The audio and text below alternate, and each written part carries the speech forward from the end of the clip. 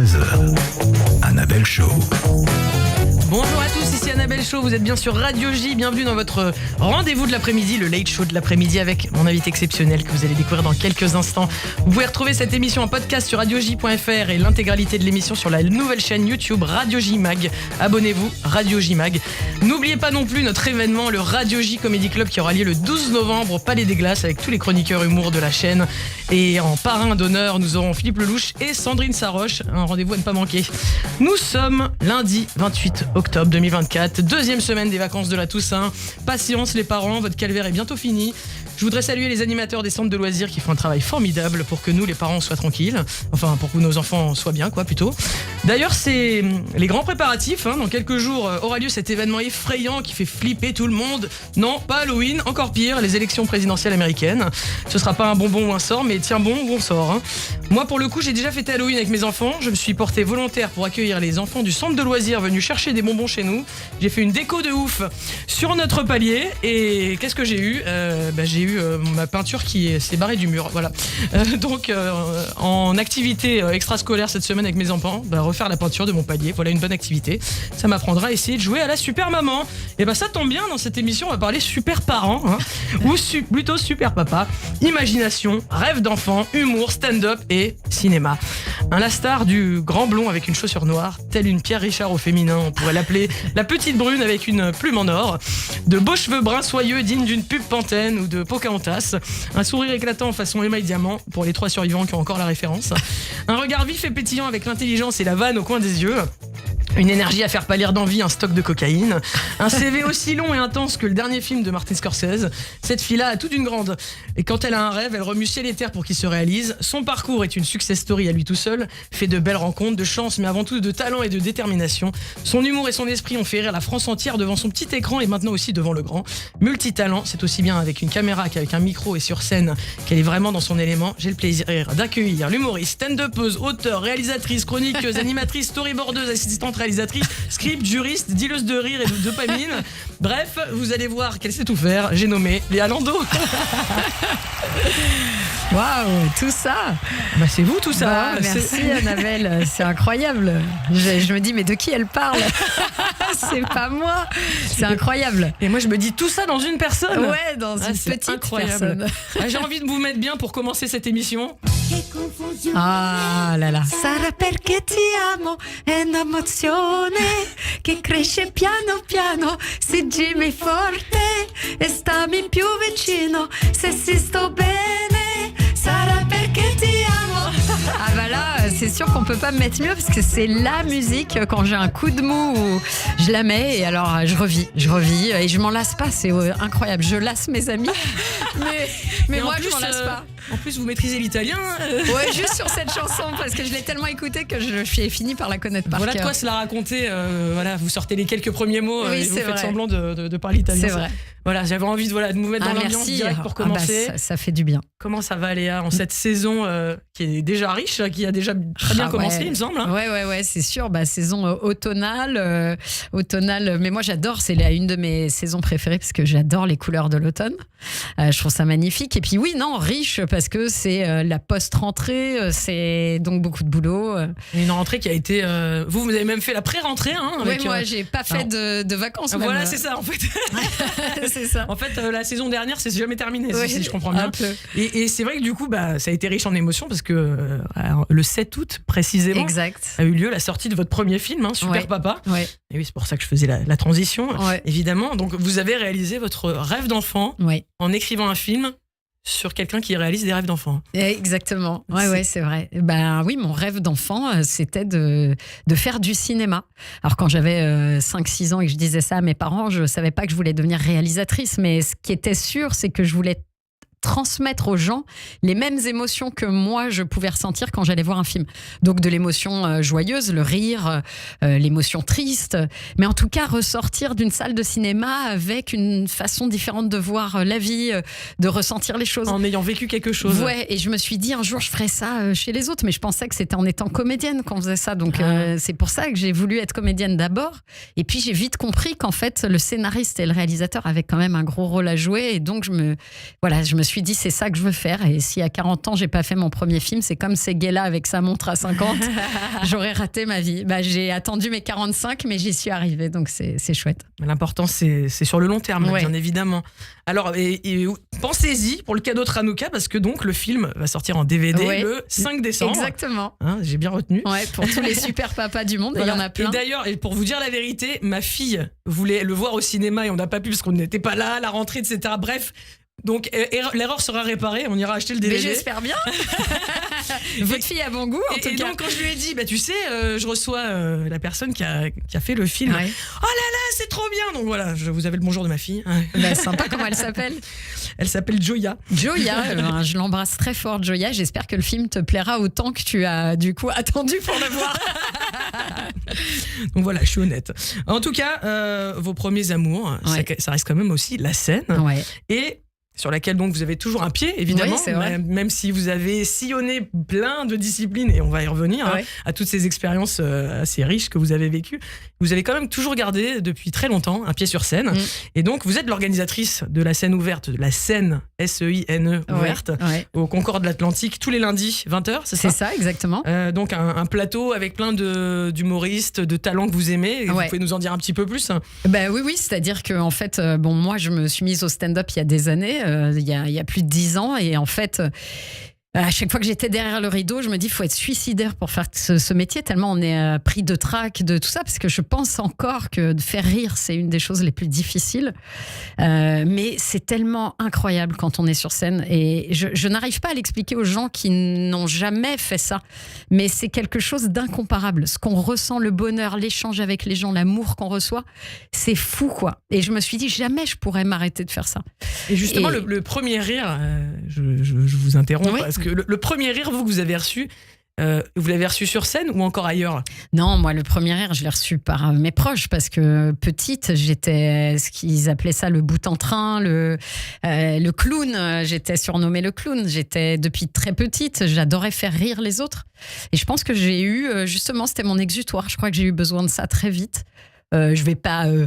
J'ai eu une vie chouette, mais je veux dire, j'avais pas une vie non plus facile. Et je pense que c'était un moyen, voilà, d'oublier le quotidien, les problèmes familiaux, la séparation de mes parents, ce genre de choses, quoi. De rendre la vie légère Bien sûr, et agréable. Exactement. Et je me suis rendu compte en grandissant que tout passe quand on met un peu d'humour, un peu de légèreté, etc.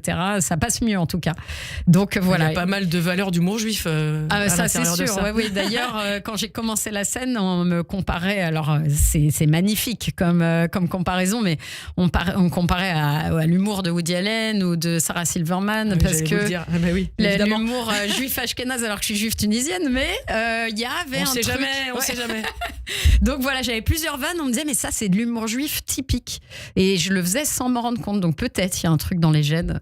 Mais en tout cas, avec la scène ouverte, le but, c'était d'essayer aussi de tendre la main à des artistes qui cherchent des scènes pour faire rire, pour se lancer, pour...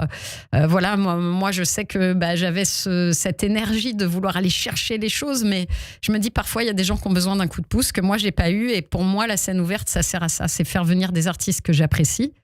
Mais il y a des artistes qui me demandent et je leur dis, viens, à la fin, je te laisse 5 minutes et je te découvrirai en même temps que le public. Et ça, j'aime beaucoup, quoi. J'y Oui. tiens, ouais. Mais c'est intéressant du coup d'avoir aussi cette casquette-là de découvreuse. C'est une espèce de boucle. Oui, parce qui que revient. c'est en parallèle avec le métier de réalisatrice, de metteur en scène. C'est que c'est super quand t'es réal de mettre des jeunes talents, de les lumière. faire découvrir, ouais, de les mettre en lumière. Et donc, du coup, tout se complète, quoi. Je trouve ça génial. Ouais, c'est en harmonie. Ouais. Et donc, pour un peu plus compléter Ouais. ce tableau, eh bien, vous allez remonter sur scène Ouais. avec votre 3e One Woman Ouais. Show, Ouais. Dame de cœur, Ouais. le lundi 16 décembre à la péniche Concorde Atlantique. Toujours. Pourquoi Dame de cœur? Pourquoi Dame de cœur? Parce que, en fait, c'est mes amis qui me surnomment un peu comme ça, parce que je ne sais pas dire non. C'est un gros problème. Donc on vous demandera d'aller participer à votre plateau. On sera sûr que vous direz oui. Non, mais c'est vrai. Enfin voilà, je sais pas dire non. Mes amis me demandent quelque chose, je suis toujours là. Mes filleuls me demandent quelque chose. Aux grandes dames de leurs parents, je dis toujours oui à tout. Dis, t'es en train de niquer notre éducation. Je dis bah oui, mais moi je sais pas leur dire non, quoi. Je trouve ça génial. Vous êtes un peu la tati sympa. Je suis exactement ça. La marraine cool à qui on va demander quand on n'arrive pas à trouver ailleurs. Quoi. Exactement. Donc moi j'aime dire oui aux gens, j'aime donner du bonheur aux gens. Donc je suis une dame de cœur. Voilà, je pense que ça me représente et surtout je pense que tout ce que je fais, quel que soit le domaine, je le fais avec amour. Je mets tout mon cœur à l'ouvrage et dans la vie de tous les jours, dans mes relations, qu'elles soient amicales, amoureuses, familiales, pareil, j'essaye d'y mettre vraiment tout mon cœur et ma sincérité. Donc je me suis dit, dame de cœur, c'est super, quoi. Et en même temps, c'est une carte à jouer et je suis sur scène pour jouer quelque chose. Donc voilà. Et puis vous disiez aussi dans ce One Woman Show, vous allez encore plus vous livrer qu'avant, y mettre encore plus de cœur, justement. Oui, parce qu'il y a plein de parties de ma vie dont je parlais pas avant, notamment le fait que je partage ma vie avec une femme, tout ça, c'était très intime et dans mes 2 premiers spectacles, j'avais pas forcément envie d'en parler, je voulais pas que les gens j'avais rien envie de défendre, je voulais juste faire rire. Aujourd'hui, je pense qu'on peut être plus inclusif et essayer de parler à tout le monde, mais en même temps de dire en fait finalement quel que soit nos choix de cœur, nos choix de vie, on est tous pareils et surtout on est réunis par un seul prisme qui est l'amour. Donc voilà quoi. Donc aujourd'hui je me suis dit allez lâche les brides et puis parle avec sincérité. Donc c'est mon premier spectacle vraiment sincère, vraiment vrai, vraiment moi, authentique. Voilà exactement ouais. Mais ça va être sûrement un plaisir de justement pour des gens qui vous ont déjà vu aussi. De vous découvrir encore plus et c'est vrai que quand ça vient du cœur, l'humour en plus comme vous l'aviez dit tout à l'heure pour faire passer les choses avec légèreté, c'est encore mieux quoi. Donc, ouais non complètement. Après la folie là, c'est que ça fait 3-4 ans que je traîne ce spectacle parce que j'ai jamais le temps de le faire et que je me suis dit il faut que je me fixe une date sinon j'y arriverai jamais. Et donc voilà, j'ai pioché, j'ai fait 16 décembre. C'est la meilleure solution ça, de se donner une échéance, on est obligé d'y aller, vous pouvez pas j'ai plus le choix. Vous dérober. Voilà, c'est ça. Vous allez quand même tester des parties un peu ou ça va vraiment être tout du nouveau? Non, j'ai écrit en noir ce que j'avais déjà plus ou moins testé, en rouge ce que j'avais jamais fait, que j'ai juste écrit. Il y a plus de la moitié qui est encore en rouge, mais j'espère qu'en me rapprochant du 16 décembre, j'arriverai à remplacer le rouge par du noir et à avoir juste quelques passages de danger, quoi. C'est ça qui est marrant dans le One, c'est que justement souvent les artistes testent et après une fois qu'ils ont une belle ceinture de sécurité, ils y vont. Oui. Contrairement des fois à des pièces de théâtre où on teste rien et on se lance et c'est la première et puis après on voit si ça marche ou si ça marche pas. Ouais. Donc en même temps avoir une partie comme ça qu'on n'a jamais testée, c'est aussi une façon de se lancer et de... Ah mais j'ai fait ça avec mes 2 premiers spectacles. J'ai d'abord écrit le spectacle en entier et je suis montée sur scène et de semaine en semaine je le peaufinais. Et je me suis dit plus jamais parce que ta première heure t'as envie de rentrer chez toi avant de mettre le premier pied sur scène et tu dis je suis complètement tarée de faire ça. Non, vous y êtes allée comme une cuisinière là, je vais tester la recette et après je vais la proposer aux gens, d'accord. C'est une autre approche. Donc voilà, donc on verra ce que ça donne, mais en tout cas, rendez-vous le 16 décembre pour voir le massacre. Concorde Atlantique, 16 décembre pour voir le triomphe. le triomphe, j'espère. On va écouter quelques vannes à vous qu'on a eu le plaisir de voir dans des scènes ouvertes. Vous avez remarqué que les masseuses, elles ont des voies de travail. Toutes. Personne dans la vie te fait « Tout va bien ». On va passer sur le dos à présent. Non, mais tu vois, je me suis dit, c'est intéressant d'avoir des voies de travail. Tu sais, même quand je prends l'ascenseur, je suis fascinée par cette voix qui te fait 6e étage. Quand t'es dans l'ascenseur, t'entends ça, tu sais, t'as l'impression d'être riche, d'être quelqu'un d'important. Puis la porte s'ouvre et tu te rappelles que tu vas chez le dentiste, t'es venu pour un détartrage, mais t'es bien pendant 6 étages, tu vois. Et là, je me dis, imagine, on change de voie en fonction des quartiers. Tu sais, les beaux quartiers, t'es là, 2e étage. Je vais chez ma tante dans le 9-3, j'arrive au rez-de-chaussée, je suis sûre, elle me fait « Sors, il n'y a pas plus bas !» Non mais c'est pas grave qu'elle m'ait quittée, je vous dis pourquoi, parce qu'elle était beaucoup trop jeune pour moi. Et je vous déconseille de sortir avec quelqu'un de très jeune. Déjà parce que ça coûte trop cher en fourniture scolaire. Non mais en plus, je l'ai recroisée il n'y a pas longtemps, mais je sais pas si ça vous fait ça à vous aussi. Mais revoir une ex ou un ex, c'est vraiment comme manger tunisien. Et je vous le dis parce que je suis d'origine tunisienne. C'est-à-dire que sur le moment, tu prends du plaisir, mais alors t'en chies pendant des semaines. T'es C'est pas bien, quoi. C'est pas bien. Il y a un truc avec vous, c'est que vous avez un sourire assez permanent. Oui, c'est vrai. Et ça permet de tout faire passer tranquillement comme ça, l'air de rien. Ouais. Vous avez un truc un peu, c'est Ricky Gervais, l'anglais. Ouais, je connais bien. Qui a ce truc-là aussi, qui dit tout ça avec un air un peu enfantin, avec un grand sourire, et puis ça passe. Mais parce que je dis toujours que je suis mon meilleur public et que même moi-même je me fais sourire, sinon j'écrirais pas ce que j'écris. Et ma copine d'ailleurs me dit, purée, tu ris de tes propres vannes. En fait, tu te rends compte que tu ris toi-même de ce que tu racontes. Et je dis bah ouais, mais ça change en fait cette version-là que vous me donnez, parce que souvent les humoristes sont vraiment hyper critiques avec eux-mêmes et des fois n'apprécient même pas une bonne représentation. C'est vrai. Des fois il y a certains humoristes sortis d'un succès. Ouais. Ah mais est-ce que c'était bien, est-ce que si, mais finalement c'est quand même pas mal aussi de savoir se poser, de se dire ah bah là, j'ai kiffé. Non, mais c'est vrai. Bah après, on se les pose quand même tous cette question. Oui, on dit toujours que c'est perfectible, qu'on a toujours peur qu'il y ait quand même certaines personnes qui se soient un peu plus ennuyées que d'autres. C'est normal. Mais parce que déjà, l'humour, c'est, même si le rire est universel, les styles d'humour le sont pas. Et voilà, tout le monde a son style. Mais déjà, je me dis, si moi, je me fais marrer, en vrai, c'est tout ce qui en vrai, vous faites aussi ce métier parce que vous avez envie vous-même de rire. Bien sûr, exactement. Donc l'important, c'est que vous vous amusiez et que vous amusiez les autres. Oui, et puis si j'écris une vanne, c'est parce qu'elle me fait rire déjà en priorité. Donc et puis tant pis. Bon. Voilà. On l'a réessayé plusieurs fois et si vraiment elle marche pas, si elle marche pas, je me dis ils ont pas compris. Vous la jouerez pour vous-même un jour comme ça. C'est ça. Entre des cafés. Et alors. J'ai envie de vous connaître un petit peu plus. Oui. On va jouer ensemble, parce qu'en plus vous êtes, je crois que vous êtes l'expert des jeux. Voilà, on va y revenir. Hein. Les auditeurs, s'ils ne le savent pas déjà, vont comprendre pourquoi vous êtes une grande experte des jeux. Alors, je vais vous donner 3 mots, et vous-même vous allez m'en donner 3, et on devra les caser pendant cette émission. D'accord, ok. Donc, moi, les mots que je vous donne, alors, je vous mets sur la voix. Hein. Ouais. Donc, allez, en impro, parapente. D'accord. Naturopathe. D'accord. Et manga. D'accord, il faut que je note. Voilà, bon. Faut que je dise ces 3 mots pendant l'émission. Quand vous voulez. Mais pas de souci, pas de souci. Voilà. Okay. Mais j'ai confiance en vous. Bah oui. À vous de me. D'ailleurs, Annabelle, vous étiez pas naturopathe dans une autre vie ? Et oui, effectivement, je crois que ça devait être ça. Bravo. Allez, premier. Ça commence fort. Vous êtes comme ça, vous. Il y a pas de. Bah oui, je me dis, allez, faut que je gagne du temps. Avec. Combien de temps elle dure l'émission ? On a le temps. Ok. Et moi, j'ai droit à quoi comme mot ? Alors, je vais vous donner Uluberlu. Très bien. Si je me rappelle comment ça s'écrit. Ouais. Redingote. On sent l'habitué. Hein.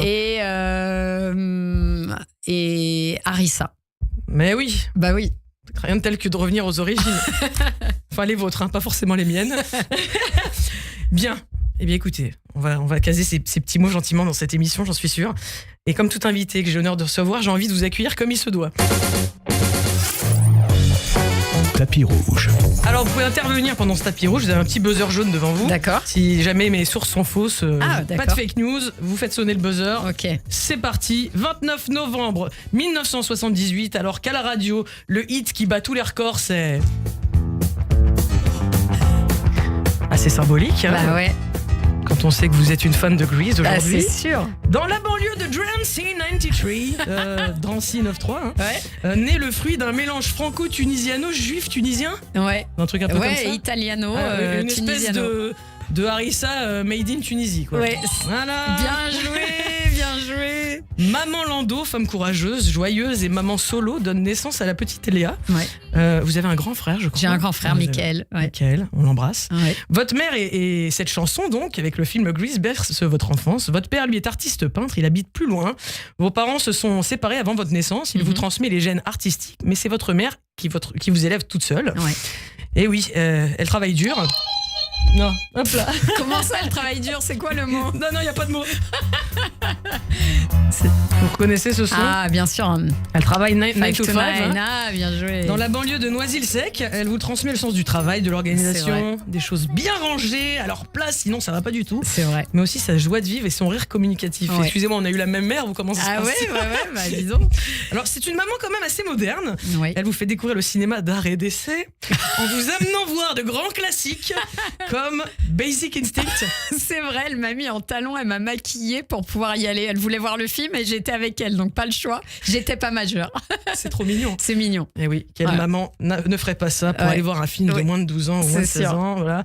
Donc votre mère est votre meilleur public. Ouais. Était votre meilleur public. C'est vrai. Et Ma première fan. Vous étiez son meilleur clown. Oui, c'est vrai. D'ailleurs, dont vous faites la collection des clowns. Il y en a qui ont la phobie des clowns, mais vous avez fait la collection des clowns. J'ai fait toute ma jeunesse la collection des clowns. J'avais des tableaux, des marionnettes, tout ça. Ouais, j'adorais ça. Il y en a qui avaient peur des clowns, mais moi, non, j'étais fan. Vous les avez gardés? Je les ai jetés. J'ai grandi. Vous auriez pu passer sur l'émission de France 2, là. J'ai reçu Caroline Margéridon, je l'embrasse, pour les revendre, on sait pas, ça va avoir de la valeur. J'ai déjà la collection de grenouilles de ma mère, donc je ne sais que faire. Mais Ceci dit, ça ferait un beau décor de film. Des clowns. Des clowns. Alors de films, pas comédie, mais films un peu plus d'horreur. Ouais, allez savoir. Et donc, votre maman, assez tôt, vous fait passer des castings pour faire des photos, pour des petits rôles aussi, le début d'une étincelle. D'ailleurs, ça commence assez bien. Vous passez avant tout le monde, vous. Oui, c'est vrai. J'arrive à un casting, j'étais hyper jeune. Et évidemment, ma mère et moi arrivons en retard parce que ma mère était toujours en retard. On a vraiment la même mère, c'est un truc de malade. Incroyable. Donc évidemment, on se fait remarquer. Et il y avait la directrice de casting qui était surélevée, qui regardait. Il y avait vraiment plus d'une centaine de jeunes filles avec les parents. Et elle me voit arriver. Et elle me dit, toi, viens. Et je passe devant tout le monde. Et j'ai trouvé ça génial. Et donc voilà, j'étais dans les 2-3 dernières pour le film. Ouais, et donc mon premier casting. C'est un bon début. Ah ben c'était super. Vous avez dû être Uluberlu à ce moment-là. Non, ça passe vraiment moyen. Je sais pas si je la valide là. Uluberlu. Je la remplacerai. Non, non mais incroyable. Je la remplacerai. Ok. Donc par la suite, en bonne mère juive qui se soucie de l'avenir de ses enfants, elle décide de quitter la banlieue pour Paris et la promesse d'un avenir meilleur, enfin un meilleur diplôme quoi. Ouais. Alors avec votre père, d'un commun accord, ils sont assez ouverts d'esprit sur l'orientation de votre carrière et c'est vous qui avez le droit de choisir entre médecine ou avocate.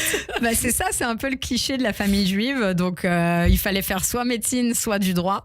Et donc mon frère a fait médecine et moi j'ai fait du droit. Et voilà, 6 ans de fiches de code civil, de droit des affaires, exactement. De fiches d'arrêt, de attendu que, de par ses motifs. Ouais, j'avais vraiment envie de prendre un parapente à ce moment-là et de sauter dans le vide. Bim. Effectivement. Et donc, quand soudain, juste avant de passer le barreau, eh bien c'est la révélation, vous vous dites que si vous ne poursuivez pas vos rêves, maintenant ce sera comme passer votre vie derrière les barreaux. Ouais. Fini le droit, place au rêve. Votre truc, c'est le cinéma, comme vous l'avez dit tout à l'heure. Et vos parents qui n'ont pas eu de diplôme, mais qui ont dû travailler dur, sont très pragmatiques, mais assez perplexes. D'ailleurs, ils n'ont pas admis tout de suite que vous partiez dans cette direction. Mais pas du tout, pendant 10 ans, je pense. Mais vraiment, sans mentir, 10 ans, à partir du moment où j'ai arrêté le droit, ils ont dit à tout le monde que leur fille était avocate. Alors que ça faisait 10 ans que j'avais arrêté et que je n'avais pas passé le barreau vu que j'ai arrêté un mois avant. Mais et comme ils ne comprenaient pas exactement quel était mon métier, je travaillais en télé, etc. J'étais autrice. Ils ne captaient pas, donc c'était plus simple de dire leur fille est avocate. C'est drôle. Marrant. C'est vrai que c'est souvent la pression sociale pour les parents de comédiens. Ouais. Quand on leur demande et alors ça va, ça marche, ils font quoi? Non mais c'est vrai. Il y a une espèce de sourire gêné. Ouais. On a la même mère. Okay. Non, ça y est quand même. Vous devenez donc, ainsi commence évidemment cette carrière. Vous croyez en votre bonne étoile. Hein. En même temps, les étoiles s'alignent en jaune fluo au-dessus de votre tête. Hein. Premier casting face à 1500 filles, soit autant de chances que de trouver une valise de cash dans une rame de métro. Et c'est vous qui êtes prise. Et ainsi commence l'aventure Fille TV. Ouais, j'aurais préféré la valise de cash. Ça peut encore vous arriver. On sait jamais. À une époque donc où on peut faire 3 heures de direct à la télé sans se faire dézinguer sur les réseaux sociaux, c'était quand même magique. C'était génial. On y reviendra, mais en tout cas vous y restez 5 ans à animer, improviser, écrire vos vannes. Et comme vous êtes drôle et punchy, ça donne envie à beaucoup de gens de s'accompagner de votre talent. Donc sur la place de Paris, tel Pablo Escobar, tel Walter White, vous devenez la Lando, fournisseuse de vannes de qualité, s'il vous plaît. Avec vous, c'est de la bonne. Donc on vous fait confiance pour écrire pour des programmes courts, des émissions, des sketchs, des intros, des lettres, des rubriques. Et vous êtes une PTT, une plume tout terrain. Avec la plume que vous avez, donc tout est permis, et surtout le vendredi. Vous bossez avec Arthur, Claudia Tagbo, Elise Moon, TF1, M6. Vous êtes aussi chroniqueuse radio avec, chez Anne Romanoff pendant plusieurs années. Ouais. Et tout en passant sur scène pour faire du stand-up. Ouais. Et en fait, là où pour un humain lambda, une journée fait 24 heures, chez vous, elle en fait le double, quoi, si je comprends bien. C'est ça, je dors très peu. Ah voilà. Ou alors vous êtes une libellule et chez vous la perception du temps n'est pas la même. Et d'ailleurs, j'ai même pas assez le temps pour faire défiler toute votre vie tellement il y a de trucs à raconter. Donc... Et d'ailleurs, vous savez que la libellule, sa particularité, c'est qu'elle ne peut pas aller en arrière. Elle ne sait pas aller en arrière. Voilà, comme moi, je vais de l'avant, je trace. Voilà, exactement. Ouais. C'est pas anodin ce choix. Ouais. C'était écrit. Ouais. Écoutez, on vous retrouve pour la suite de ce parcours incroyable. Avec plaisir. On retrouve donc Léa Lando qui sera sur scène au Concorde Atlantique le 16 décembre pour son One Woman Show, la première stand-up de grande qualité. J'espère. Dame de cœur. Et en attendant, c'est le Flash Info avec Steve Nadjar. 15h, 16h. Le Late Show de l'après-midi.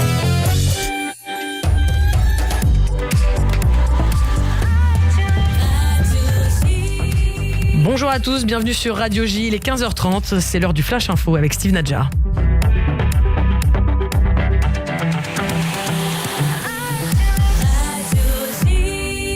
Et à la une de l'actualité israélienne, les alertes à la roquette ont retenti dans les localités israéliennes proches de la frontière avec le Liban il y a quelques minutes, tout comme dans la région de Haïfa. Plus tôt, le Hezbollah avait lancé 30 roquettes vers la région de Naria. Certains des projectiles ont été interceptés par l'armée. Pour l'heure, aucun dégât n'a été signalé.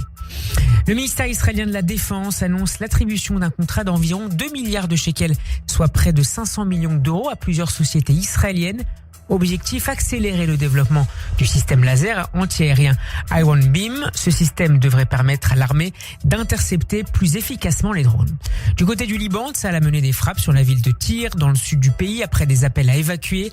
Ces dernières 24 heures, Tsahal a éliminé des dizaines de membres du groupe chiite dans la région. Et puis en France, les députés entament cet après-midi l'examen du projet de loi de financement de la sécurité sociale, en plein débat sur les arrêts maladie des fonctionnaires. Le gouvernement espère passer d'1 à 3 jours de carence, comme pour le privé, mais aussi réduire à 90% le remboursement des arrêts maladie dans la fonction publique.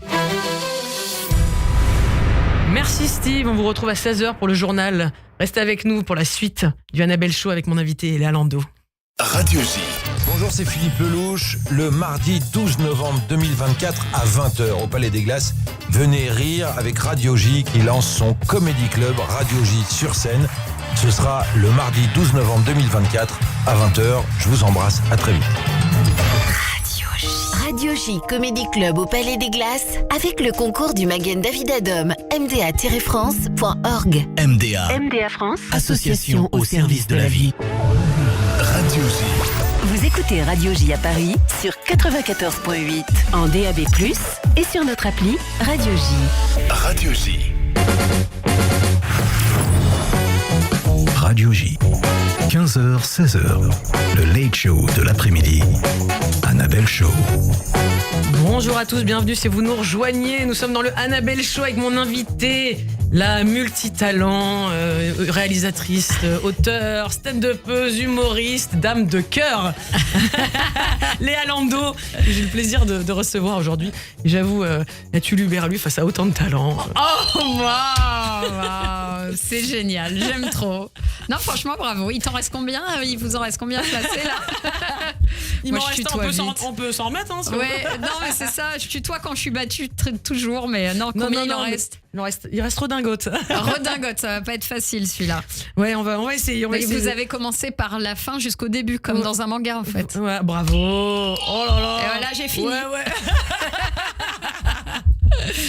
En tout cas, j'ai envie de revenir. On passait en revue, voilà, votre carrière, et j'ai envie de revenir sur un élément. Un démarrage en trombe dans cette carrière, donc ce fameux casting que vous passez, que vous réussissez face à 1500 filles, et qui vous permet d'arriver à ça. Voici enfin l'heure de Kawaii, l'émission 100% filles sur Vie TV pendant pas une, pas deux, mais 3 heures. Je dis je le jure, je la lèle et on commence le test. Allez Daniel, dis je le jure là Daniel. Je jure de dire que la vérité. Bon, ok, ça va. Alors question 1 les filles. Et pour réussir une relation avec un mec, la place du sexe est... Pendant 3 heures. Et on n'avait pas de filtre, on disait ce qu'on voulait. Évidemment, comme on commençait la télé, on pensait que pour mettre de l'humeur, fallait gueuler. Donc on gueulait dans tous les sens. Pas une, pas deux, mais... Enfin, c'était une énergie démesurée. Il y avait un côté foire de Paris, en deux filles. Complètement. Et en réalité, pour moi, je trouve qu'aujourd'hui, avec le recul, c'était une télé-réalité d'animatrice télé. On racontait nos vies, on retrouvait les filles, C'était comme une sitcom, mais en direct, en réel, exactement. Ouais. Et il y a encore des filles, je pense qu'on a vraiment marqué une génération quand même, parce qu'il y a encore des filles, mais pas plus tard qu'il y a les 2 semaines et demie, je vais à une soirée et la fille me dit, bon, je sais pas comment te le dire, mais je te regardais sur Fille TV avec Alison Wheeler, Louise Bourgoin, et c'est vrai qu'on a fait... Et puis vous avez fait... a émergé une génération de de jeunes femmes assez brillantes. Ouais, si on peut dire. c'est vrai qu'on s'en est bien sorti. Voilà. On s'en est bien sorti vu le niveau de. Oui, donc ce que je de disais, folie. qu'on n'a pas forcément entendu à l'antenne, c'est qu'il y avait un côté comme ça fou de Morning Live Ah ouais. à la Michael Youn. Et c'est vrai que cet espace de liberté qu'il y avait à cette époque-là était assez incroyable parce qu'aujourd'hui, je sais pas si on pourrait retrouver comme ça ce lâcher prise en fait. Mais c'est sûr que non. Aujourd'hui, il n'y a plus de direct nulle part à part la radio et c'est pour ça que c'est génial. Voilà, c'est pour ça qu'on peut lâcher des redingotes quand on veut. C'est que sans que le public comprenne pourquoi on dit ce mot-là au beau milieu de rien. Mais je vais le redire après. Non, mais effectivement, c'est ça. C'est qu'on avait, on pouvait tout se permettre en direct et on se marrait, on s'est tapé des fous rires et ils ne pouvaient pas couper. Moi, je trouve ça génial. Mais aujourd'hui, on couperait, on dirait allez, on la refait, un peu plus de sérieux. Ouais. Et ça perd toute cette saveur de. Cette spontanéité. Mais oui, complètement. Cette légèreté. Ouais. Et puis c'est vrai que encore une fois à cette époque il n'y avait pas les réseaux, etc. Il y avait pas ce jugement qu'on peut avoir aujourd'hui permanent. Complètement. Non, et puis super école. Faire 3 heures de direct Vous par étiez jour tout terrain, vraiment. quand on démarre, c'est génial. Ouais. Écoutez, revenons donc. Ouais. On vous avait quitté, cher public, pour ce flash sur la dame de cœur Libellule qui va toujours de l'avant. Et effectivement, encore une fois, vous êtes allé de l'avant, malgré toute la confiance et ce travail qu'on vous a donné dans ce rôle d'auteur, d'humoriste et de chroniqueuse un peu partout sur toutes les chaînes télé et à la radio. Et c'est vraiment le cinéma qui vous intéresse. Donc, vous commencez par le traditionnel, les courts-métrages. Ouais. Et sur des centaines, eh bien, le vôtre est sélectionné au Festival de l'Alpe d'Huez. Encore une probabilité qui est... qui est dingue. Qui est dingue. Et ça vous donne des ailes, mais le rythme imposé par la télé, donc qui vous fait manger, certes, vous éloigne de ce sommet que vous voulez gravir. Donc, pour ne pas que ça devienne le cinéma Chichao, de nouveau, vous faites un saut dans le vide et vous arrêtez de bosser pour la télé pour vous consacrer pleinement à 1000% à votre passion. Exact. T'es sûr de ce que tu fais, Léa ? Oh oui, capitaine, mon capitaine. Et sur les 1500 scénarios que reçoivent vos producteurs, c'est le vôtre qui vont produire, tout simplement. Sur une histoire vraie de votre père. Ouais. Vous pouvez nous en dire plus sur parce que c'est assez magique, je trouve. Oui, en fait, c'est ça, c'est que je pitch, j'ai un rendez-vous avec un grand distributeur, SND, je me dis, il faut que je saisisse ma chance et j'étais en train de développer un autre film qui était une idée complètement originale comme ça et la personne de chez SND que je rencontre me dit, donc t'as plus rien de nouveau. Et je lui dis, mais si, j'ai une histoire vraie.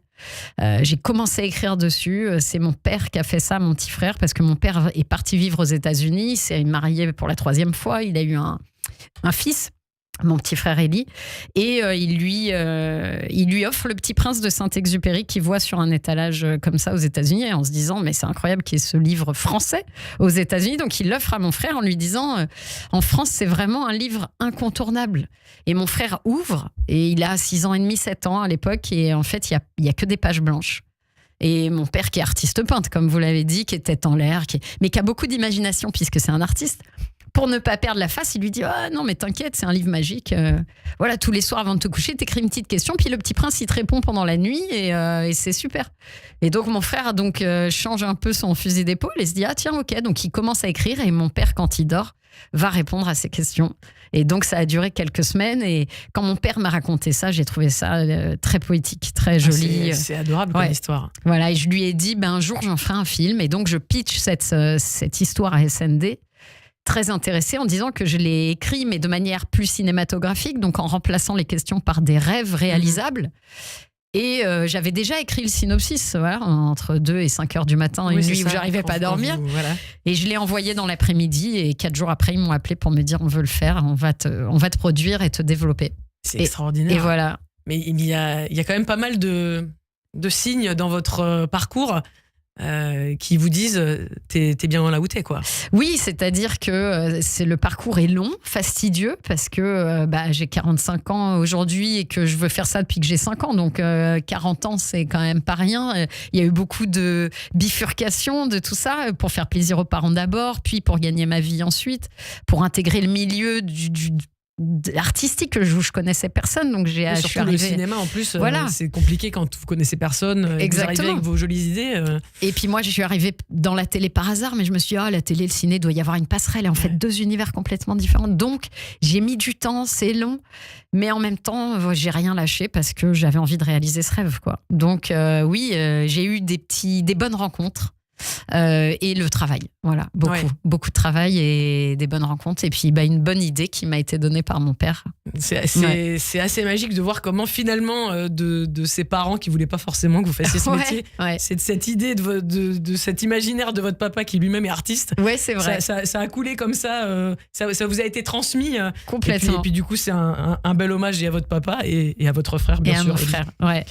Et donc, comme vous l'avez dit tout à l'heure, si t'as pas réalisé ton premier film à 40 ans, c'est que t'as raté ta vie. Ouais. Bon, vous l'avez fait à 45 ans, ça va. Ouais, un petit peu de retard. En même temps, vous aviez 6 ans de marge avec les 6 ans de droit, si je comprends bien. Oui, c'est exactement. Donc, en fait, ils m'ont fait perdre 6 ans, donc donc finalement, c'est comme si vous l'aviez fait à 39. Quoi. Exact. Bon. Il paraît que je fais plus 40 que 45, donc au final, on va dire que je les ai fait à 40.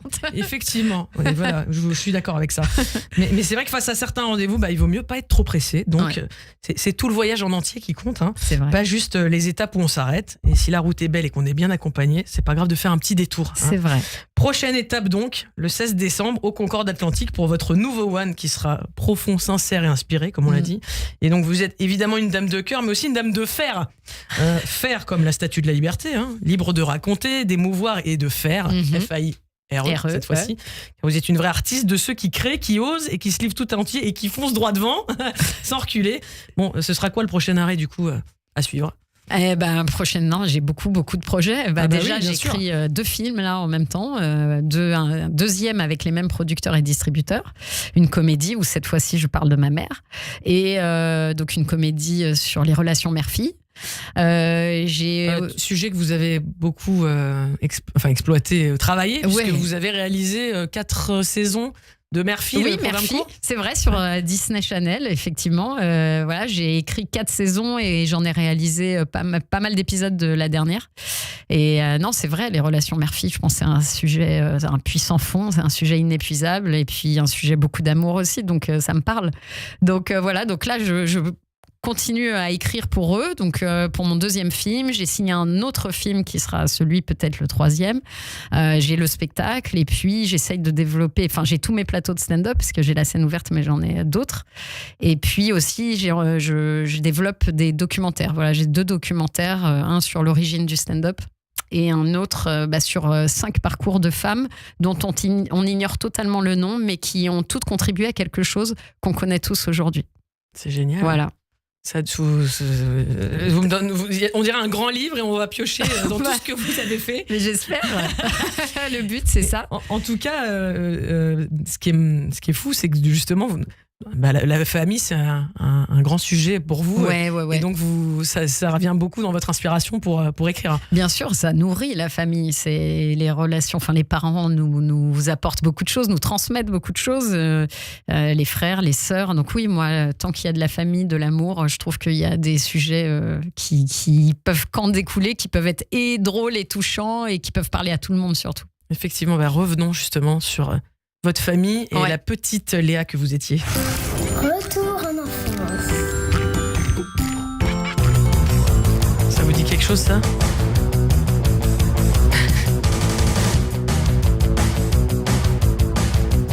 C'est la musique de Génial, mes parents divorcent. Bien sûr, oui, bien sûr. Film qui a marqué votre enfance. Mais oui, bien sûr, un film de Patrick Braudé que j'aime beaucoup. Oui, c'est un film qui a marqué mon enfance parce que issu de parents divorcés. Et puis oui, c'était un film drôle, touchant. C'était un premier film aussi. Oui.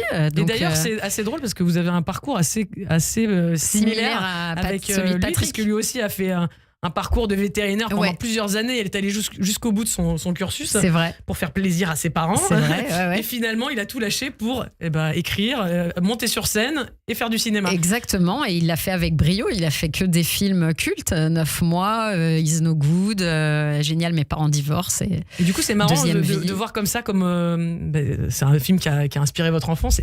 Et comme dans votre premier film, vous faites aussi jouer des enfants, quoi. Ouais, c'est vrai. Il y a ce côté, il y a ce retour à l'enfance qui revient. C'est quelque chose d'assez permanent. Non, mais c'est vrai, c'est sans doute un hasard, mais en tout cas, oui, j'avais très envie de faire jouer un enfant et de diriger un enfant aussi, parce que moi, c'était mon rêve. Donc, je me suis dit, moi, à 8 ans, j'aurais rêvé d'être un rôle principal dans un film. Vous rêviez de jouer dans Génial, mes parents divorcent. Complètement. Ah bah oui, puis j'étais amoureuse du rôle principal, du jeune garçon qui était beau, qui était magnifique et c'était drôle.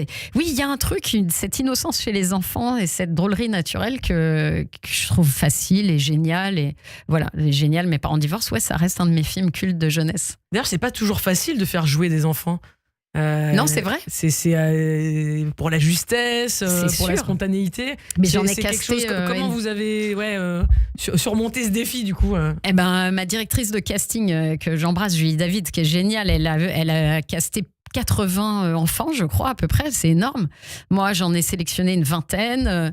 Je les ai vus et c'était dur parce que tous les enfants ont quelque chose de touchant. Mmh. Donc, on se dit, lui, ok, bon, c'est pas juste, mais il est mignon, il a un truc. Et à la fin de la journée, je me suis dit, comment je vais faire ? C'est hyper dur. Il y en a un qui m'a fait mourir de rire, école Montessori, là. Et au bout de la deuxième prise, je dis, on va la refaire. Il dit, non, je fais une pause. Donc, lui, il m'a tué. Je me suis dit, il est génial, il est drôle, mais je pourrais pas faire un film avec lui. Parce que... Et c'était un syndicaliste junior, quoi. Non, mais il était extraordinaire. Et puis, arrive en tout dernier, Ismaël Bangoura, qui joue donc le fils d'Ahmed Silla dans mon film. Et alors là, coup de cœur, révélation. Non seulement il est chou, mais on a envie de l'adopter, quoi. Vraiment, moi, j'ai dit à sa maman, je veux repartir avec. C'était très dur de le laisser après Ismaël. Il est gentil, il est vif, il est très, très intelligent, très smart et surtout, il est passionné. C'est-à-dire qu'il y a des enfants, quand je leur dis qui t'a fait répéter, ils me disent c'est papa, mais quand je me trompais, il m'engueulait. Moi, je préférais faire mes devoirs. Donc, tu dis que c'est un rêve par procuration. Oui. Ça m'intéresse pas. Alors que Ismaël, il rêve de cinéma depuis qu'il est petit, quoi, encore plus petit que là. Et je me suis dit, voilà, il était juste, mais juste, très très juste. Et il connaissait les sketchs d'Ahmed Silla par cœur sans savoir que c'était lui le rôle principal. Et là, je me suis dit, lui aussi. Une étoile. Voilà, une exactement. Étoile de plus. Ouais. Quand je vous dis que c'est fluo, c'est fluo. C'est sûr. Donc effectivement, vous grandissez comme ça dans cet univers de films assez cultes. Pareil aussi, encore d'autres films comme ça qui mettent en scène des enfants, les Goonies, Karate Kid. Bien moi, sûr. et puis une fan de Grease, Dirty Dancing, etc. Oui, tous les films cultes des personnes de ma génération, c'est Grease, Dirty Dancing, on les a vus 1000 fois. E.T., comme je dis, les Goonies, Karate Kid, c'est vraiment, c'est des films qui ont marqué une génération. Et qu'on refaisait dans les cours d'école. Mais ouais. Donc votre surnom enfant, c'est Gaston Lagaffe. Oui. Justement pour ce côté clown. Oui, clown, et je suis très maladroite. Ouais, je suis très maladroite pour de vrai. Il paraît que, alors j'ai appris il y a pas longtemps qu'il y avait un truc de prioception, je sais plus comment on dit, c'est-à-dire que je me repère mal dans l'espace, donc je vais toujours me cogner par exemple, ou je vais porter un truc, je vais le faire tomber. Donc voilà. Maintenant je sais pourquoi ma fille. Il faut garder vos affaires précieuses loin de moi parce que je suis maladroite. C'est mignon, Gaston Lagaffe. Ouais. Et du coup, donc, dans cette enfance, vous dites, vous avez toujours voulu faire du cinéma. C'est votre maman qui vous fait découvrir le cinéma. C'est avec elle que... Oui, tout à fait. Ma mère, comme beaucoup à l'époque, on allait au Grand Rex. C'était la sortie. Il y avait les jets d'eau avant les films. Ouais. Donc, nous, on était émerveillés, quoi. Il y avait les dames qui passaient avec le popcorn autour du cou dans les petites panières. C'était tout un spectacle. Ouais. C'était génial. Un cérémonial. Mais oui, et puis bon, je fais partie de ces vieux cons qui maintenant disent que c'était mieux avant. Mais cette époque-là était magique dans les yeux des enfants. C'était un spectacle avant le spectacle. Il y avait aussi la rareté de ce qu'on allait voir. Mais oui. Et voilà, parce qu'aujourd'hui, effectivement, les enfants, ils ont accès à tout facilement. Ils appuient sur un bouton, ont Netflix, ils ont Disney, ils ont machin. Et c'est vrai que là, il fallait attendre la sortie, y aller. Mais oui. Voilà. Puis c'était c'était ça, c'était la 10 francs pour aller acheter le popcorn. Oui. Non, mais c'était vraiment un moment, quoi. C'était un moment, c'était une bulle, c'était une parenthèse en famille. C'était vraiment génial. Et donc, ma mère faisait ça. Elle nous emmenait au Grand Rex voir des films. Et ça m'a donné le goût du cinéma. Et d'ailleurs, dès que j'avais de l'argent de poche, plus tard, c'était soit une crêpe au Nutella, soit une place de cinéma. Mais je dépensais mon argent que comme ça, crêpe Nutella. Voilà. Et vous étiez déjà très organisé. Oui, c'est ça. Très pragmatique. Je plaçais mon argent. Alors, il paraît que vous étiez fan. Bon, alors évidemment, c'était l'époque du regretté Patrick Roy, le Juste Prix. Mais etc. oui. D'ailleurs, Aujourd'hui, on revient à tout ça, puisque à la télé, c'est le revival de toutes ces années-là, notamment avec Eric Antoine qui anime le Juste Prix aujourd'hui. Mais c'est vrai. Et donc, vous avez un truc à raconter autour du Big Deal. C'est un truc à raconter. C'est vous qui étiez caché dedans et un truc, c'est quoi? Je le raconte qu'aux proches en général. Non, mais c'est que, bon, il y a plusieurs choses. C'est que j'avais une voisine, je vivais dans un petit studio, j'avais une voisine à côté de moi qui était vieille et qui hurlait et elle regardait le Big Deal tous les soirs. Et tous les soirs, j'entendais la mère, parce qu'à la fin, il faut choisir entre la mère, le frère et la sœur. Et je l'entendais hurler la mère.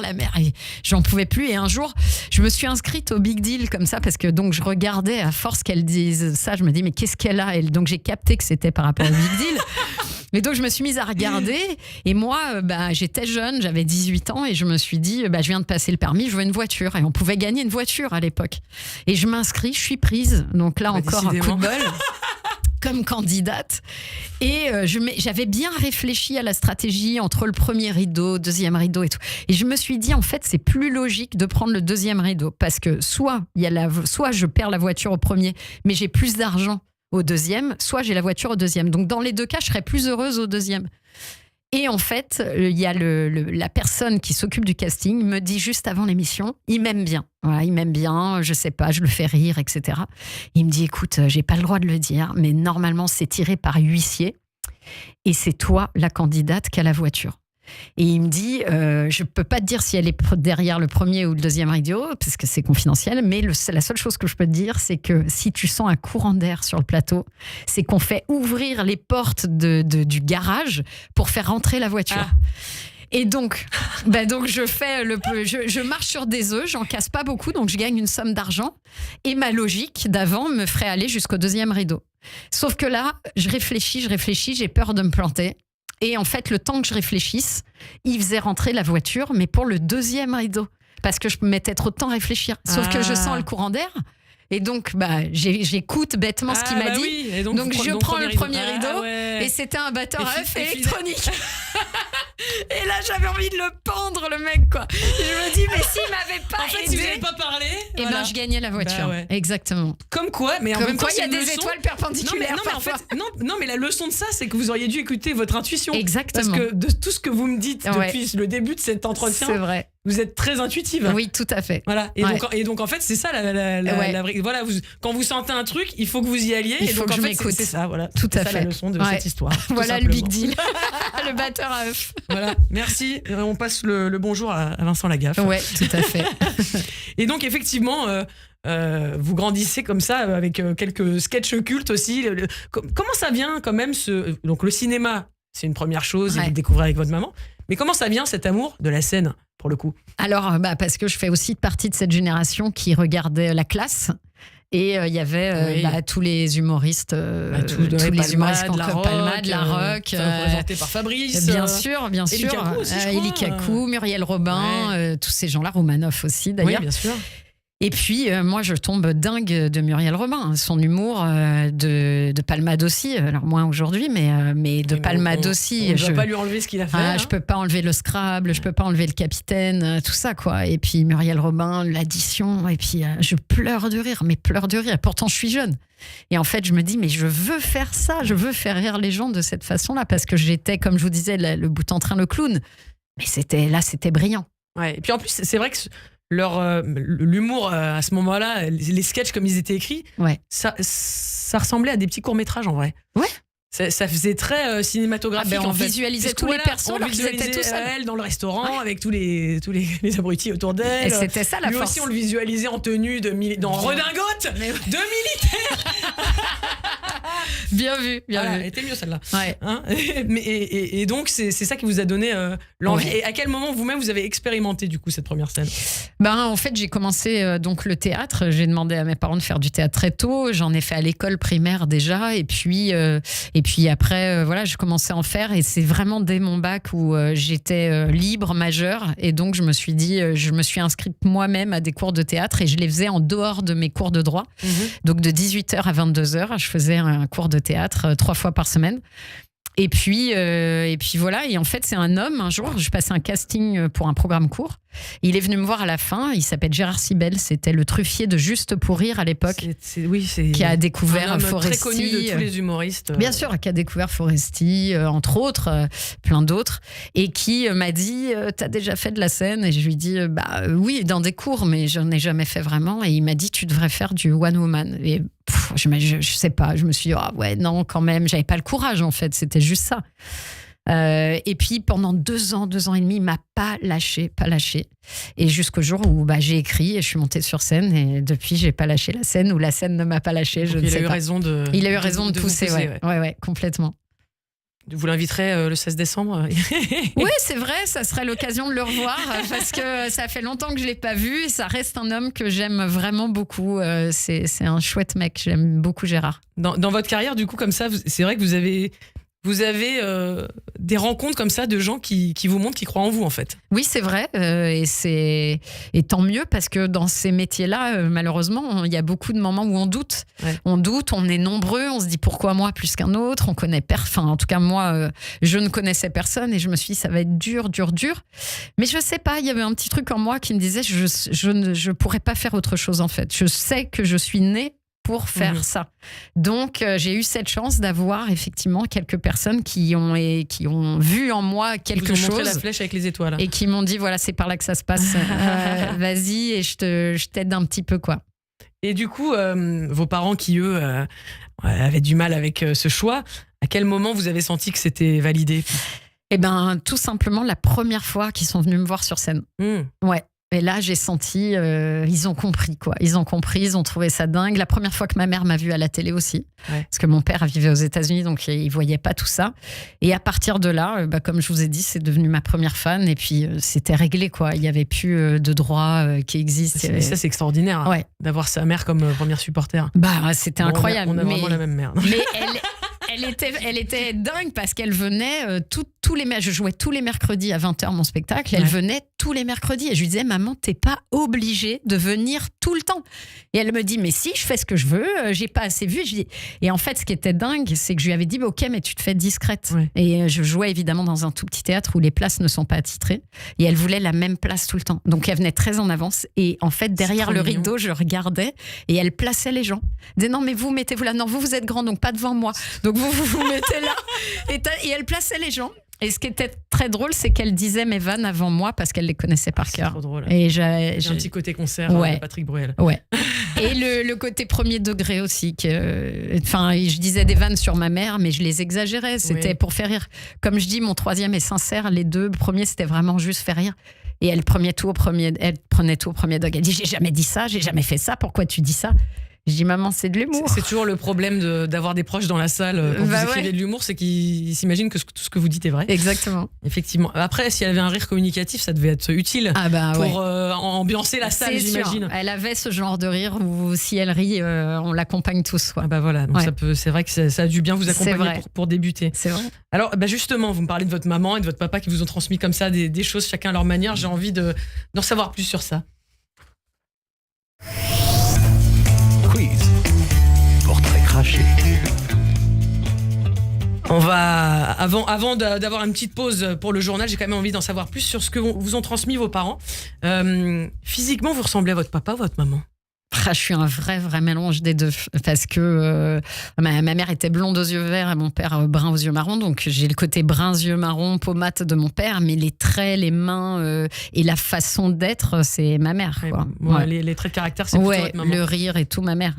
Et le trait de caractère qui se transmet de génération en génération chez vous, à votre avis, dans la famille, Lando et l'autre nom? Mon vrai nom, c'est Boutboul, qui est le nom de mon papa. Et j'ai pris Lando, qui est le nom de ma mère, du coup, pour lui faire plaisir. Et puis, voilà, je trouvais que ça sonnait mieux Léa Lando que Léa Boutboul. Puis, c'était à l'époque, la vérité, si je mange Shoshana Boutboul. C'est assez marqué. Voilà, c'était un peu dur. Donc, je dirais que j'ai pris tout le côté artistique de mon père. Je dessine bien, c'est un artiste peintre, voilà. Le côté un peu saltimbanque de mon père, voilà. Et puis, j'ai pris le côté démerde de ma mère. Le côté vraiment débrouillarde, qui lâche rien, grosse bosseuse, besogneuse. Ce qui est assez complémentaire, du coup. Ouais, complètement. Donc voilà, le côté artistique et le côté vraiment on lâche rien, quoi. Donc complémentaire, tout à fait. On vous décortiquera un peu plus juste après le journal. On m'a jamais décortiqué. La partie bonus. Ne vous inquiétez pas, ça fait pas mal. Hein. C'est une vue de l'esprit. On se retrouve pour la cerise sur le gâteau avec Léa Lando, mon invitée, la comique, comédienne, réalisatrice que vous pourrez retrouver le 16 décembre au Concorde, à la péniche Concorde Atlantique pour Dame de Cœur, son One Woman Show. Mais tout de suite, on retrouve Steve Nadjar pour le journal. 15h, 16h. Le Late Show de l'après-midi.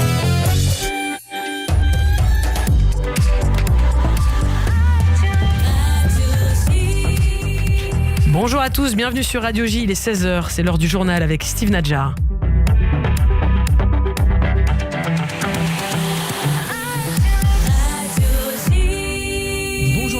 Au 388e jour de guerre en Israël, les alertes à la roquette ont retenti dans les localités proches de la frontière avec le Liban cet après-midi, notamment à Aramisha. La ville de Haïfa a également été visée par une salve de 5 roquettes quand le Hezbollah a lancé une trentaine de projectiles contre la localité de Kiryat Shmona. La majorité des roquettes a été interceptée et aucun dégât n'a été signalé. Par ailleurs, du côté du Liban, Tsahal a mené des frappes contre des cibles terroristes à tir dans le sud du pays. Des frappes exécutées après des appels à évacuer. Ces dernières 24 heures, Tsahal a éliminé des dizaines de membres du Hezbollah dans le sud du Liban. Du côté de la bande de Gaza, les troupes israéliennes ont arrêté une centaine de membres du Hamas dans l'hôpital Kamal Adwan de Jabalia. Le Hamas utilisait l'établissement médical comme centre de contrôle. Sur place, les soldats ont trouvé des armes, des fonds destinés au terrorisme et des documents de renseignement. Une vingtaine d'hommes armés ont également été tués lors des combats dans la zone autour de l'hôpital. Le Hamas se dit ouvert à un accord pour la libération des otages alors que les pourparlers pour mettre fin à la guerre ont repris hier à Doha.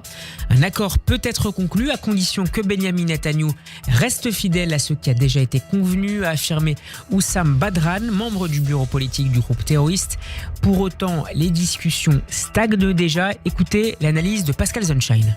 Toujours aucun progrès en ce qui concerne le dossier des 101 otages toujours captifs à Gaza. Le chef du Mossad poursuit ses entretiens à Doha avec le Premier ministre qatari, le chef des renseignements égyptiens et le directeur de la CIA.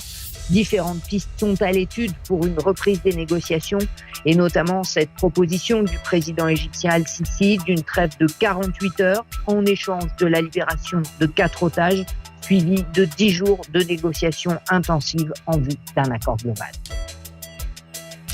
Notre correspondante en Israël, Pascal Sunshine. J-8 avant la présidentielle américaine et le candidat républicain à la Maison-Blanche, Donald Trump, a fait sale comble hier à New York pour son meeting de clôture de campagne.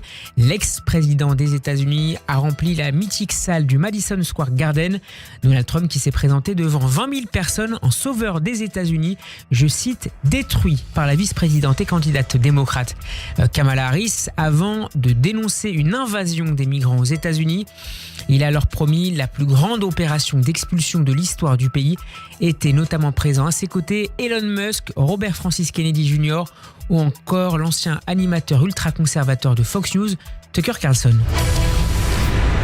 Dans l'actualité en France, l'examen du projet de loi de financement de la sécurité sociale pour 2025 commence à l'Assemblée nationale. Moins de 32 heures en séance publique sont prévues. Un examen qui débute alors que les députés n'ont pas encore achevé l'examen du projet de loi de finances 2025. Les débats sur la question doivent reprendre dans une semaine. Et en attendant, l'exécutif a annoncé hier vouloir revoir les règles concernant les arrêts maladie dans la fonction publique. Il espère notamment passer d'1 à 3 jours de carence comme pour le privé, mais aussi réduire à 90% le remboursement des arrêts maladie des fonctionnaires. Le gouvernement qui écarte pour le moment tout recours à l'article 49.3 de la Constitution. Laurent Saint-Martin, le ministre du Budget et des Comptes publics. Moi, j'ai toujours dit quelque chose de très simple. Si le texte respecte deux choses, 60 milliards d'euros d'efforts budgétaires pour redresser les comptes et au moins 2/3 par la baisse de la dépense publique, alors je ne vois pas pourquoi nous ne ferions pas confiance au Parlement. Donc, si le Parlement ne veut pas rester sur cette règle du jeu que nous avons fixée, alors le gouvernement prendra ses responsabilités. Laurent Saint-Martin, le ministre du Budget des Comptes Publics, au micro de Frédéric Aziza hier sur Radio J. Du sport pour terminer ce journal avec du football et les résultats d'un classico qui était très attendu. Le Paris Saint-Germain a surclassé hier soir l'Olympique de Marseille au stade Orange Vélodrome. Les Parisiens ont dominé les Marseillais 3-0, devancés dès l'entame du match. L'OM n'a créé aucun danger et a été copieusement sifflé par le Vélodrome après la rencontre. À la mi-temps, le PSG menait déjà 3-0 grâce aux réalisations de Neves, de Balerdi contre son camp et de Barcola. Avec cette victoire, le Paris Saint-Germain conforte donc sa première place en Ligue 1 et nous y reviendrons à 21h dans l'émission Classico avec comme invité Thibaut Leplat de l'Afterfoot. C'est tout pour les infos, chère Annabelle. Merci Steve, on vous retrouve demain après-midi pour le grand journal. Et tout de suite, c'est la partie bonus, la cerise sur le gâteau avec mon invité Léa Landau. Radio J. Chaque matin à 7h40, vous retrouvez nos humoristes sur Radio J. Et si vous les retrouviez sur scène, le Radio J Comedy Club. Rendez-vous le mardi 12 novembre à 20h au Palais des Glaces avec la participation exceptionnelle de Philippe Lelouch et Sandrine Saroche. Réservation sur le site radioj.fr ou sur nos réseaux sociaux. Mardi 12 novembre à 20h au Palais des Glaces. Radio J.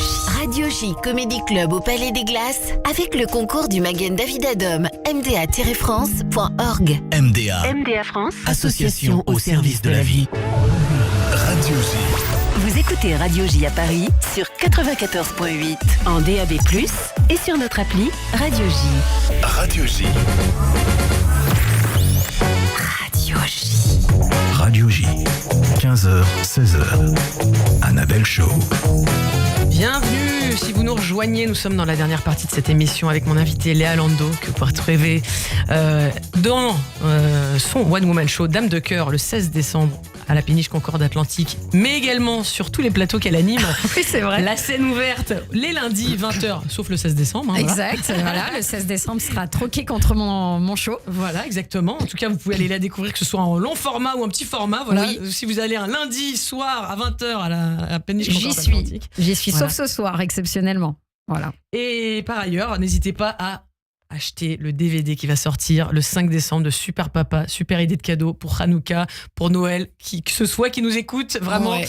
Allez-y, c'est un pur régal pour les enfants, pour les parents qui ont des rêves plein les yeux. Donc, on commençait à vous décortiquer. Oui, c'était ça. Léa. Alors, j'ai envie de savoir, si vous étiez une arme de séduction, qu'est-ce que ce serait ? Waouh. Ouais. Bah, l'humour. L'humour. Bah oui, franchement, même pas hésiter, quoi. C'est la plus belle arme de séduction. J'aurais payé pour savoir chanter juste, mais j'ai que l'humour. Ah, c'était bien parti en début d'émission. Ouais, vite fait. Ça rappelle Katie Amo. Si vous étiez une qualité. Ben, générosité, je dirais. Ne pas savoir dire non. Oui, c'est ça, exactement.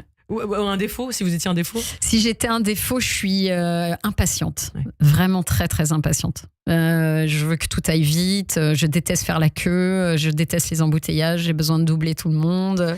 Voilà, c'est très dur. Les projets avancent trop lentement à mon goût. Voilà, je suis très impatiente. D'ailleurs, dans le cinéma, c'est lent, non ? C'est pour ça, j'ai compris pourquoi on appelait ça long métrage. Ouais. C'est que c'est très, très, très long.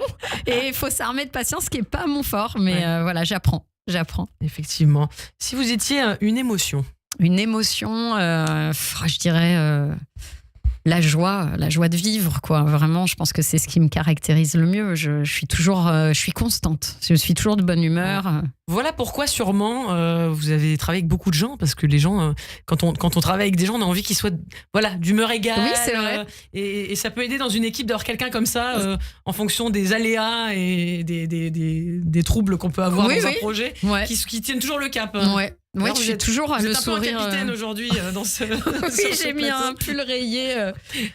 Ouais. Puisque votre deuxième port d'attache, c'est Trouville. Tout à fait. Voilà, c'est une ville qui vous tient beaucoup à cœur. Ouais, où d'ailleurs, vous avez organisé un festival d'humour il y a quelques années. Mais oui, 2019, j'ai organisé un gros festival d'humour au féminin qui s'appelait Rire avec elle, sur 3 soirs de suite, qui a réuni plus de 1200 personnes dans le public, 10 humoristes, marrainés, oui, la marraine était Claudia Tagbo.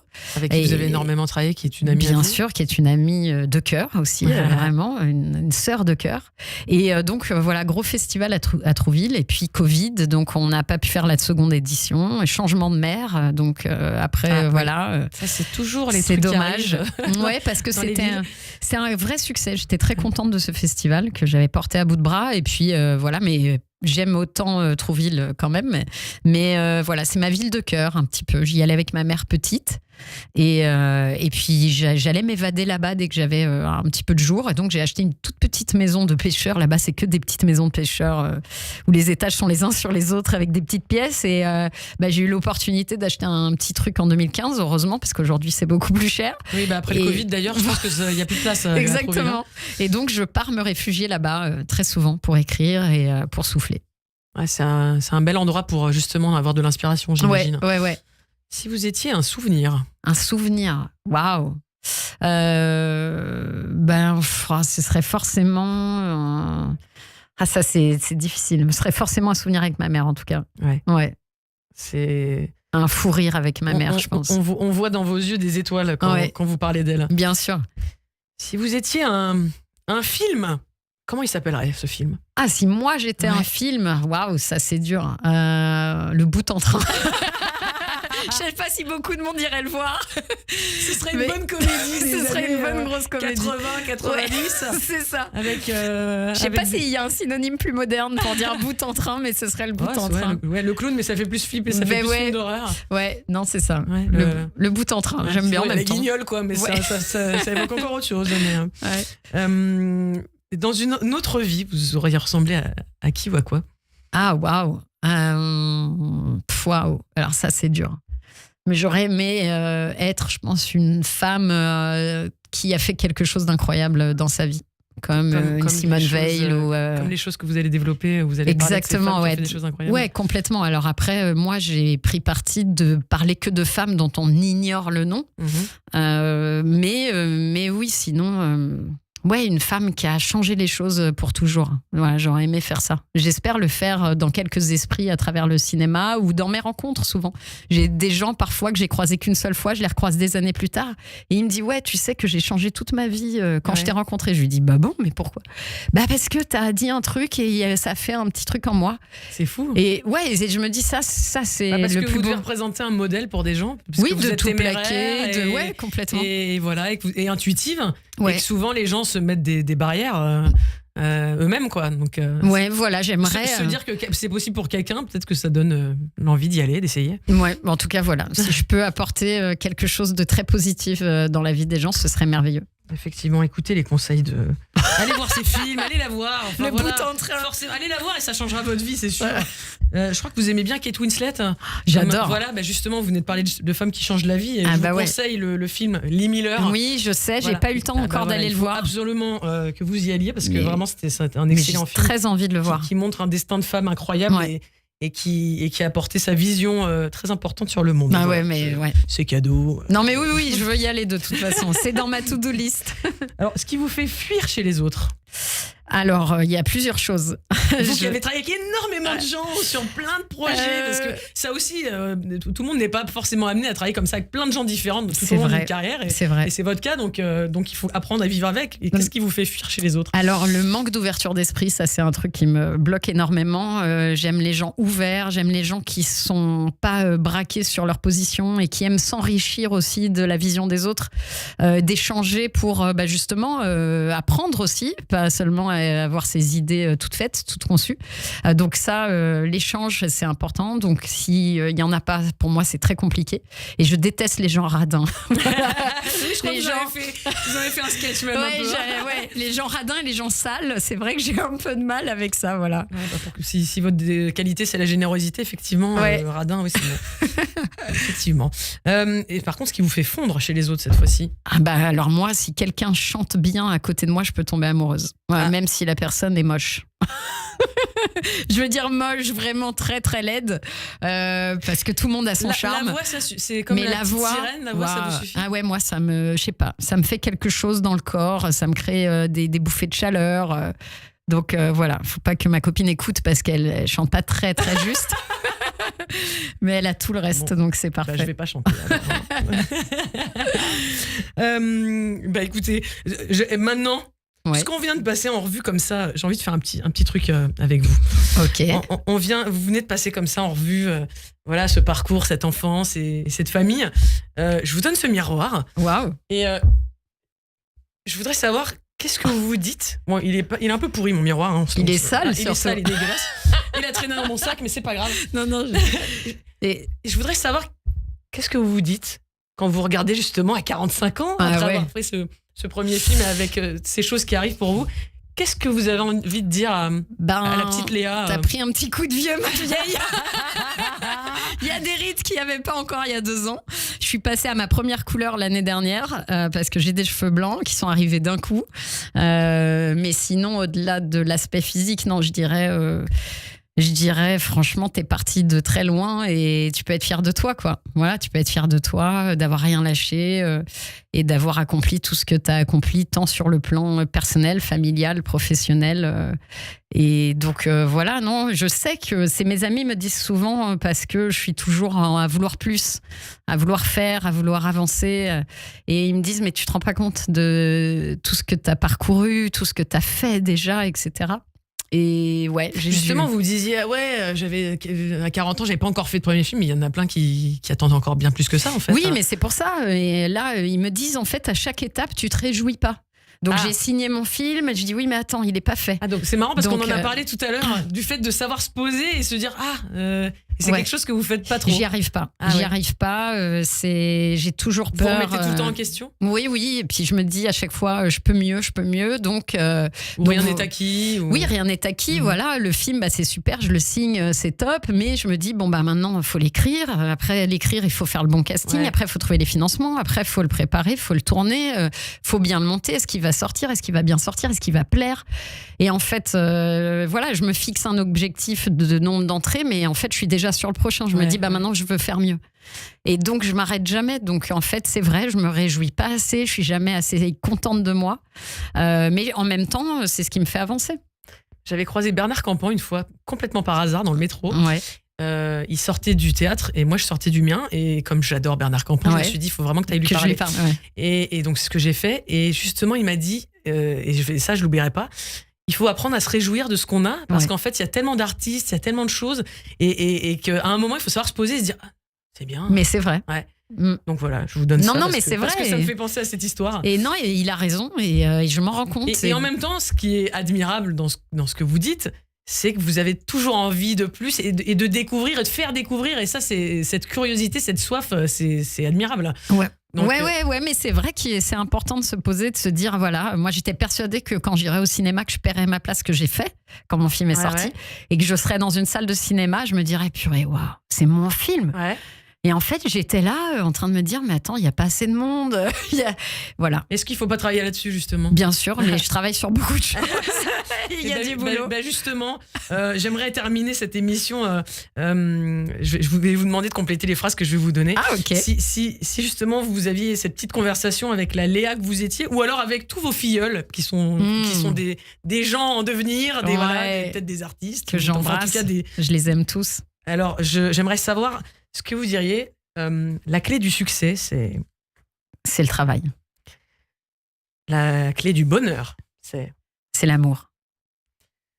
En amitié, il faut beaucoup de loyauté. Ah, l'amour, c'est compliqué parfois, mais ça vaut la peine. Ne t'encombre pas de des gens malveillants. Et dans la vie, tu ne dois jamais oublier que tu viens de loin. Mais que tu iras peut-être encore plus loin. Merci beaucoup. Avec grand plaisir, merci à vous, c'était super. Merci beaucoup. Il faudra que je vous réinvite parce qu'il y a vraiment trop de choses à dire. Mais avec plaisir, Annabelle, quand vous voulez. Et j'embrasse tous ceux qui nous écoutent d'ailleurs. C'était un vrai plaisir. N'oubliez pas, allez la découvrir vraiment, que ce soit dans sa scène SEINE ouverte à la Péniche Concorde Atlantique tous les lundis 20h, sauf ce soir. Et sinon le 16 décembre pour Dame de Cœur dans son One Woman Show. Voilà. Elle se livre, elle est souriante, elle est pétillante. En tout cas, moi, ça me donne envie. Donc voilà, n'hésitez pas à la retrouver le 16 décembre et surtout aussi acheter le DVD de Super Papa parce que voilà, vous êtes c'est une un âme beau film qui fait partager du rêve et on en a bien besoin. Donc merci à vous Léa Lando. Alors c'était comment? À vous, mais c'était incroyable. Mais moi, j'attendrai pas que vous me réinvitiez pour revenir demain. Je suis là. Merci infiniment. Merci. On se retrouve demain avec Sandrine Saroche qui est la marraine de notre Radio J Comedy Club qui aura lieu le 12 novembre au Palais des Glaces. Et en attendant, Kiss Kiss.